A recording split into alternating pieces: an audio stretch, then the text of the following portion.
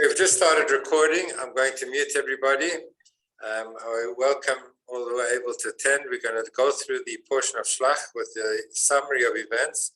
We've got 15 minutes less because of the JLI course on morning, which begins at 1:45.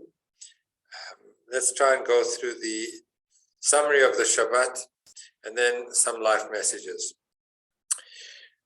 So, coming on the back end of last week, where the portion ended with Miriam talking Lashon Hara about her brother Moshe, and was therefore sent into isolation, into quarantine. We know what that means these days, for 7 days, and the whole Bnei Israel waited for her. And then the connection to this week's portion, because we're talking about Lashon Hara, about the land. And this is how the story unfolds. Hashem allows Moshe to send spies to scout the land of Canaan in preparation for their anticipated invasion of the land.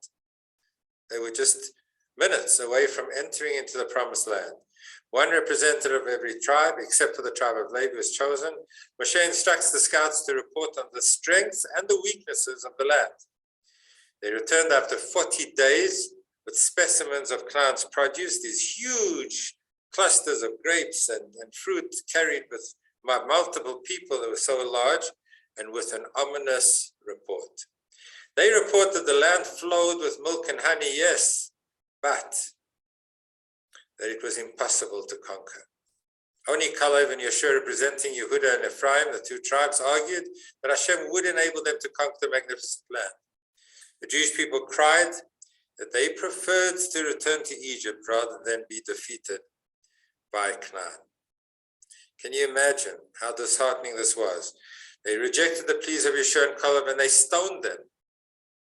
And Hashem informed Moshe that he will destroy Bnei Israel due to their lack of faith. Moshe successfully invokes Hashem's mercy.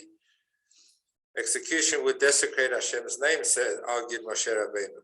How will you look if suddenly now you're killing your own people? The people would assume that Hashem destroyed the people because God could not defeat Canaan, so he had to take it out on his people. So Moshe Rabbeinu is arguing in defense of the Jewish people and in defense of Hashem's name. Hashem agreed to Moshe's request, but that generation would not enter into the land.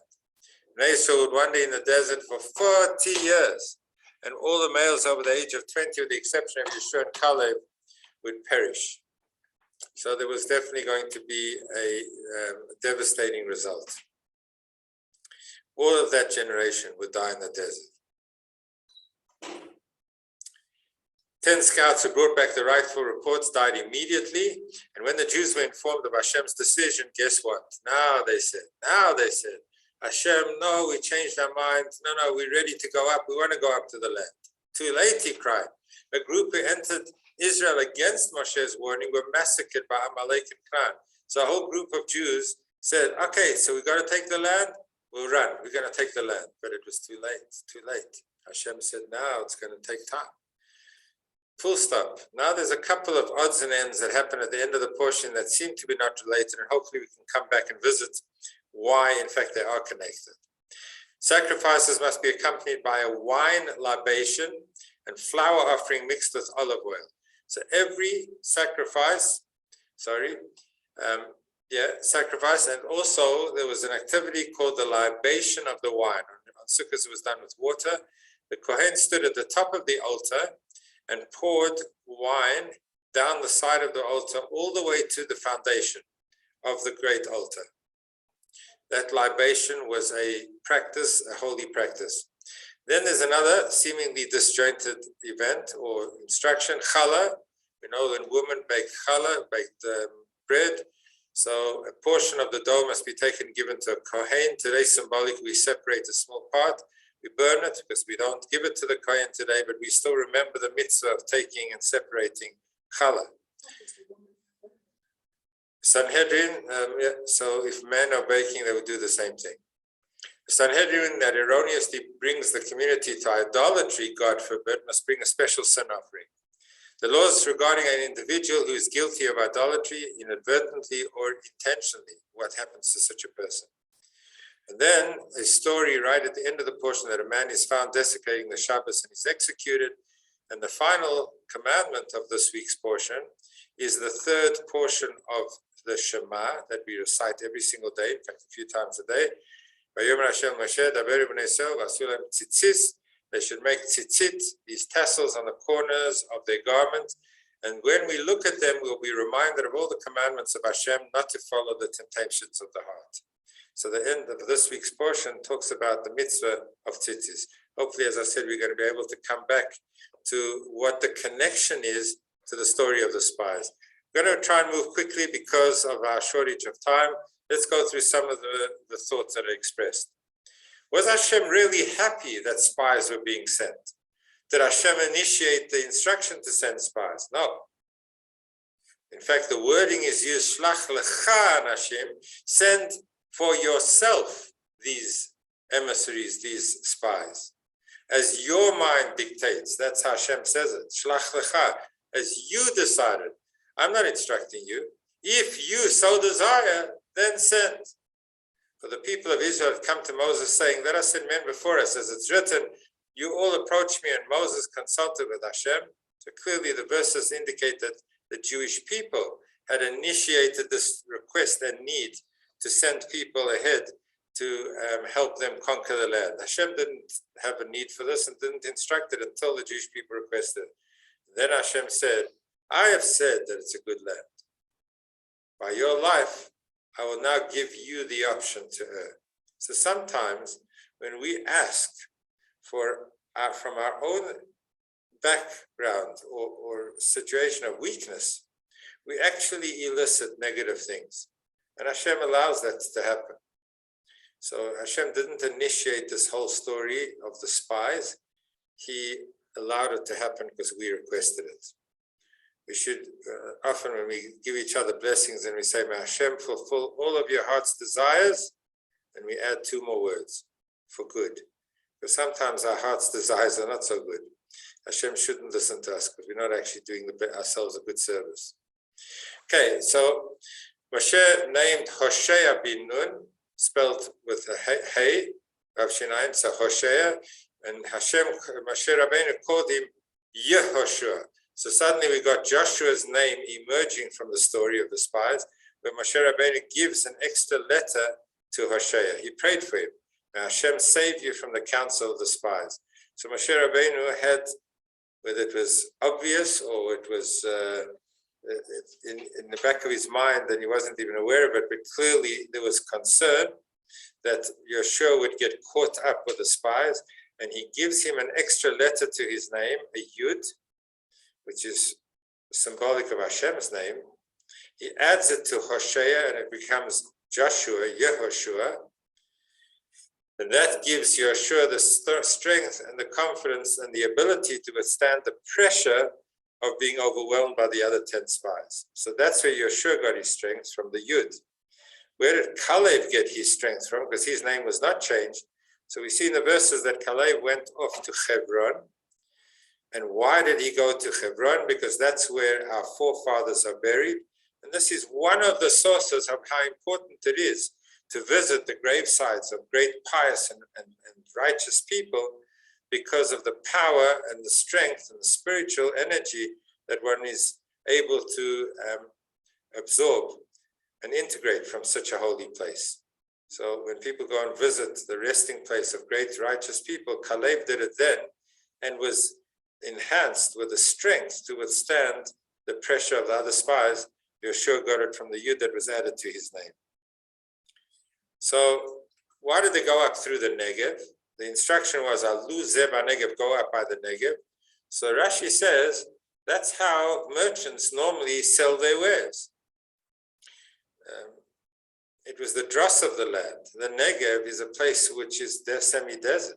Only the miracle of Israel has transformed the desert into a source of the vineyards that are growing now. There's boutique wine lands in the Negev. Israel has miraculously transformed vast areas of the Negev into arable land. Otherwise, it's very arid. But such is the manner of the merchants. They first show the lesser quality of the merchandise, and then they show the prime merchandise. Remember once going to see a house that was on show, and the person showing us the house wanted us to follow them. And Jews are not necessarily good followers. So, we were wandering off to see the rooms as and the person got very upset. No, I'm showing you in the order that I want to show you. They wanted to come to the grand finale last. And if we'd visited it before the end, then it was undermining the sales pitch. Yeah, we see it happening over here. Go through the Negev, see all the negative, the worst of the land, and then eventually land up in the lush, beautiful regions that are able to produce so much beautiful produce. Okay, try to sum it up in a very few words. What was the sin of the spies? They were sent to go and spy out the land, and they came back and they gave a report. And then we were upset with them for giving a negative report. Well, what happens if that was what they saw and that's what they wanted to report on? So why would we now hold them accountable for giving the report that they wanted to give? We sent them to do a report, and then we're not happy that they didn't report as we would want them to report. That's unreasonable. Surely they should be able to come back and say what they wanted to say about the land.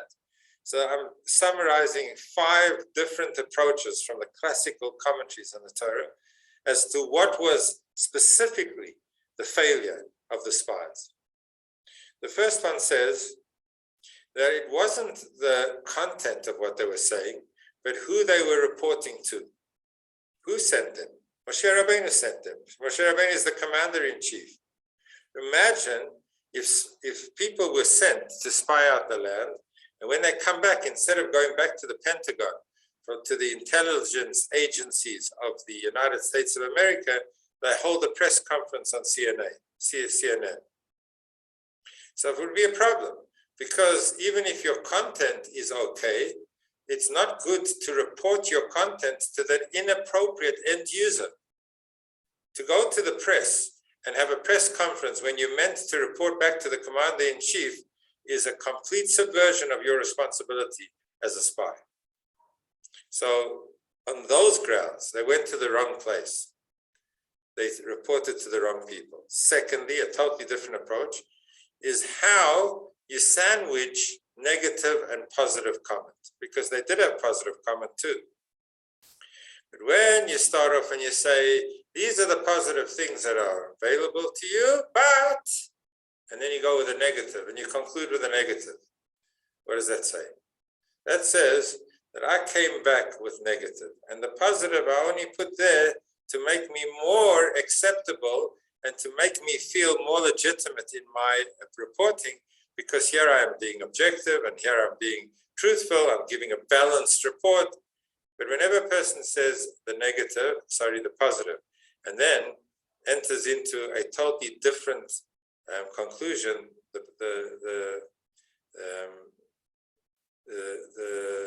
it's actually the reverse. They ended off with a negative so that they would leave a bad taste. I once read in a book of Dale Carnegie, says that the word but is a transformative word. So when you say, you really are good, this is good, that's wonderful, wonderful, wonderful, but, and then you carry on to say the rest of what you want to say. So it's not just 2 parts to the sentence, it's literally a transformative word. You take all the positive that you've said and you turn it into a negative. So that was a problem with the spies. The fact that they sandwiched, even when we give a report to a worker or somebody that's responsible to us and we give them feedback. So we always know that there's a sandwich. You say positive and then you include some negative and then you end off with positive, and the overall picture has to be positive if you're going to be successful. But if you're only using the positive to lead into the negative and to make it more acceptable, that's definitely wrong. The third approach to what was wrong with the spies was the fact that they came to a conclusion. They were told to look at the land. Is it strong? Is it weak? What are the defenses? How are we able to take the land? They were meant to report objectively on what they saw. They did more than that, because in addition to reporting to the conditions of the land and how the cities were fortified and exactly what was happening, they came to a conclusion. And they said that this land is too strong for us. We cannot do it. Now, the spy has to report to the commander-in-chief. We said to Moshe Rabbeinu, who makes a decision whether we can or we cannot?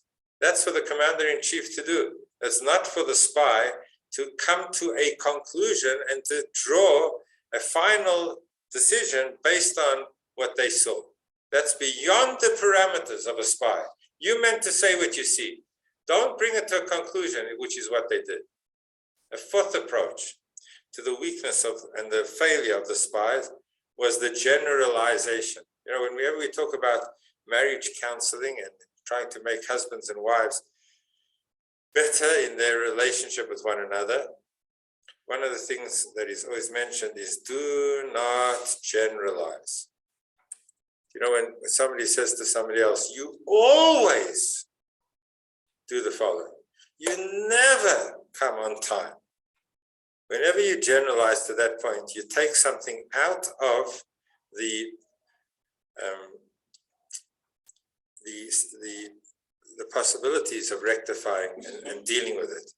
Because when you deal with detail, you're able to find solutions for the detail. But as soon as you say it's always, it's never, this is, whenever you generalize, you take it out of the possibility of responding with solutions to the details that need to be addressed. And they came back and they said that we saw giants there. They did see giants in a particular place, but when they painted the picture, they said it made it look like there were giants all over the land.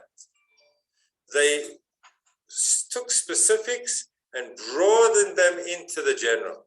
And when it's generalized to that extent, it's impossible to find solutions.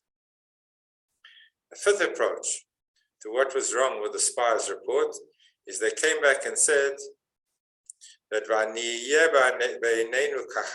we were in our own eyes as grasshoppers next to these giants.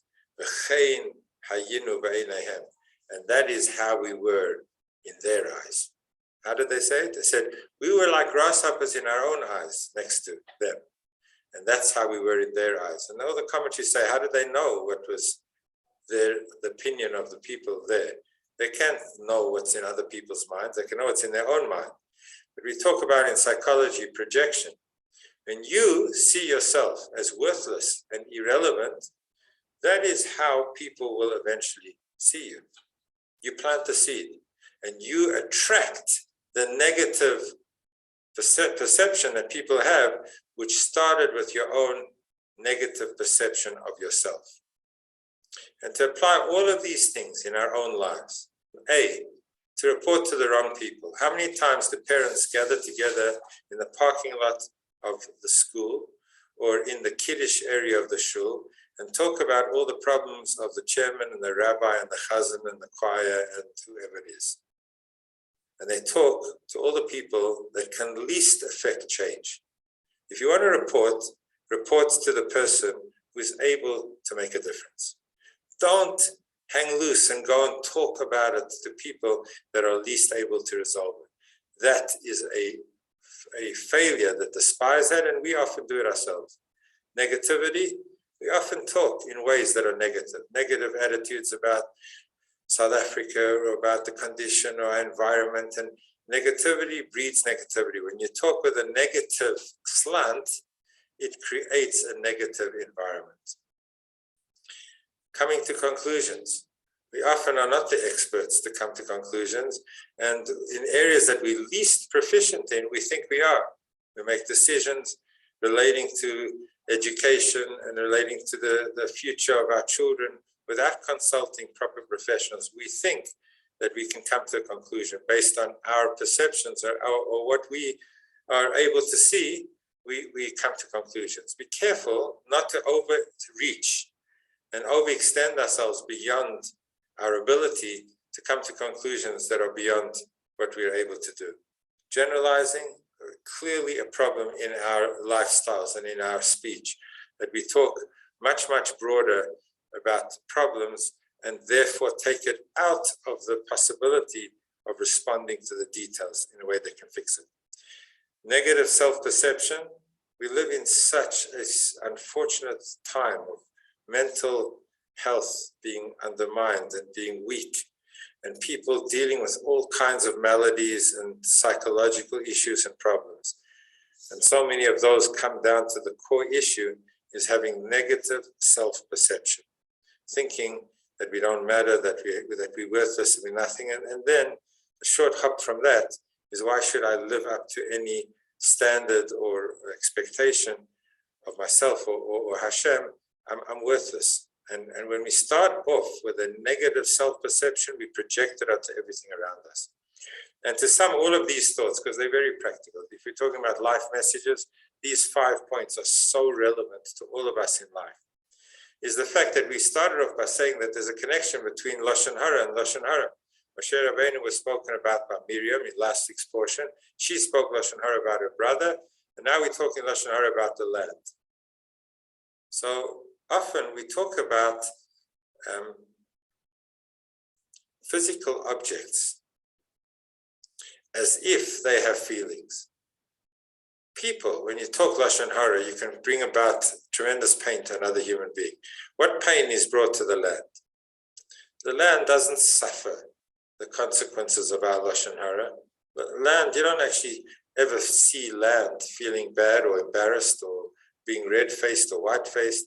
Land is just an inanimate, physical sand, the lowest of all the forms of life on this planet. Why are we worried about Lashon Hara of the land?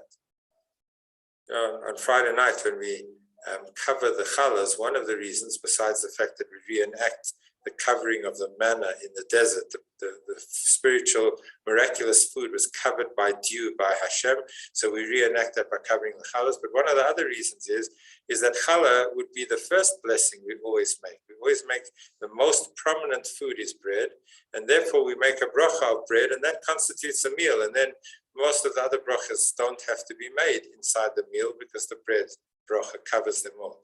On Friday night we make kiddush, and we say the bracha on the wine first because we're blessing the day, and that comes first and foremost. So in order not to embarrass the bread, we cover the bread while we're making a bracha in front of the bread, which would normally be numero uno, the number one. It's now relegated to number two. We don't want to embarrass the bread. So has anybody ever seen embarrassed bread? Have you ever had a heart-to-heart chat with the bread at the table feeling lousy because it wasn't treated appropriately? Clearly, when we talk about embarrassing inanimate objects, we're talking about ourselves. What's the impact? The impact isn't so much on the bread, but what if we're insensitive human beings? Practice on the inanimate, because that will give us the sensitivity of how we react to other human beings around us. When we talk negatively about the land, when we bring about a negative element in the people, what do? We repaint ourselves. We repaint the whole people. We create an environment of negativity. The Lashon Hara wasn't so much how did we make the land feel bad, but how did we undermine and cause havoc to ourselves by having the negative perception and talking down and talking negatively. We do so much to undermine ourselves. All of these are about the spies thousands of years ago. It deals so much with human nature. I want to talk about the underlying sin. I've only got a few minutes. Let me try and go this fast. What was the underlying sin of the spies? We said now 5 things that they did wrong, but on a deeper level, according to Hasidus, what was the failure of the spies?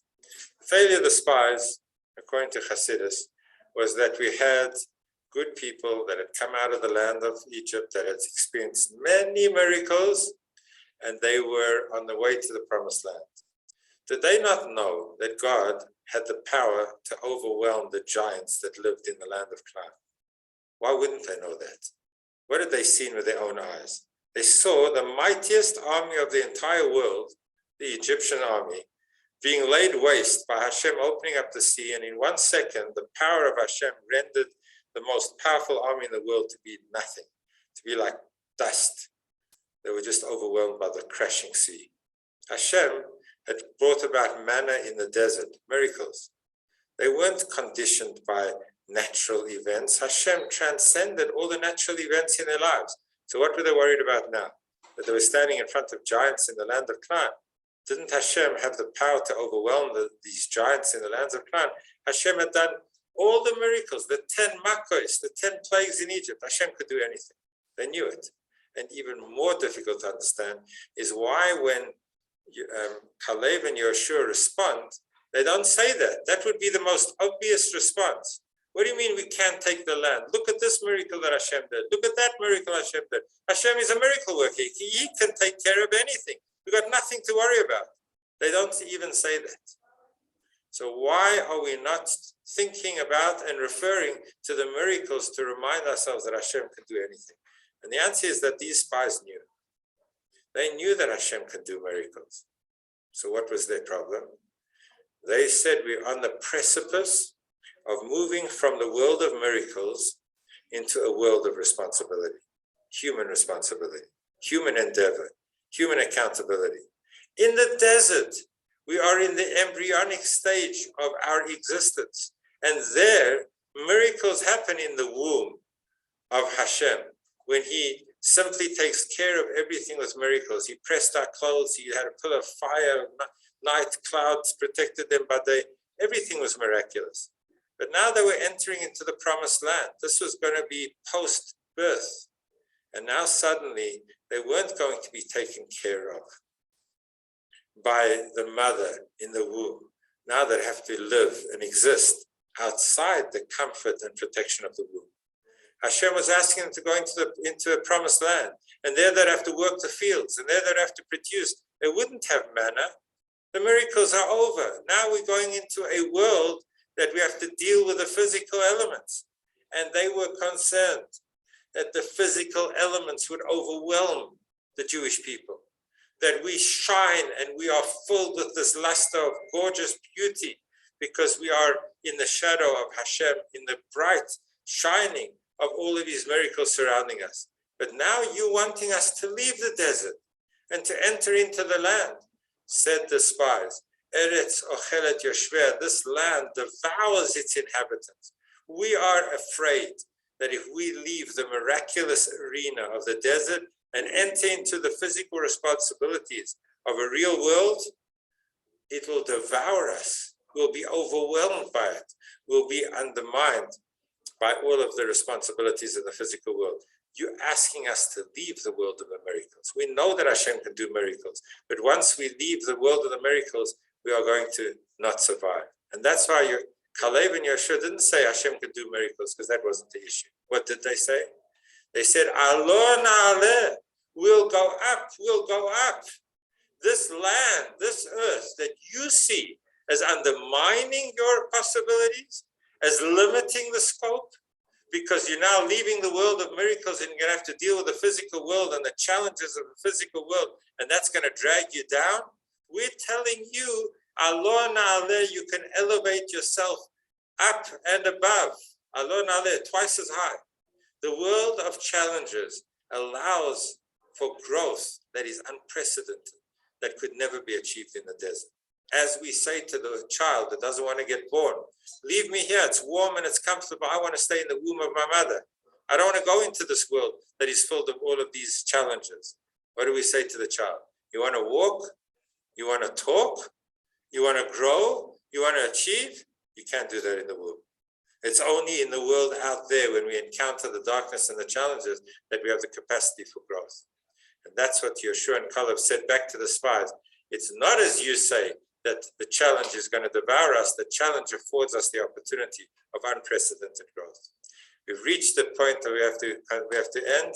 Thank you for joining. I'll send it on to all of those who weren't able to attend physically or even on Zoom. We'll send it out in the recording. Thank you for joining. Thank you for being here. Thank you, Rabbi. Have a wonderful week. Enjoy Monaco and wherever you are. Have a wonderful one. Thank you, Rabbi. Bye. Outstanding. Thank you. Bye.